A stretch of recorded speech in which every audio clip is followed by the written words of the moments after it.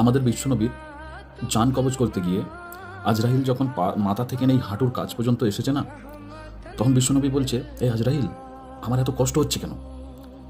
আমি আমি এত জীবনে দুঃখ কষ্ট করেছি। উহুদের ময়দানে আমার দাঁত শহীদ হয়েছে, তারপর তায়েফের মানুষরা আমাকে পাথর নিক্ষেপ করেছে, ইসলামের দাওয়াত দিতে গিয়ে কত মানুষ আমাকে কত রকমভাবে কষ্ট দিয়েছে, কিন্তু এই পৃথিবীর সমস্ত কষ্ট একদিকে আর এই মৃত্যুর কষ্ট একদিকে।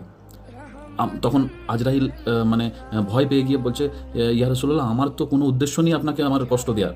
আমি তো আপনার সঙ্গে ভালোভাবে ব্যবহার করছি, যতটা আরামের সঙ্গে আপনাকে নিয়ে যায়, আপনার সঙ্গে এরকম আমার কোনো রকম উদ্দেশ্য নেই।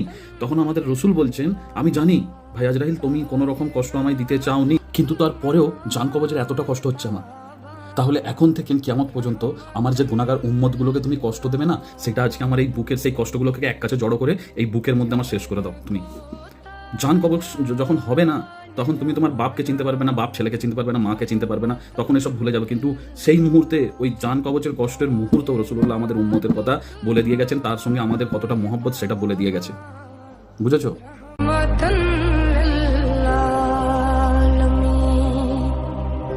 জান কো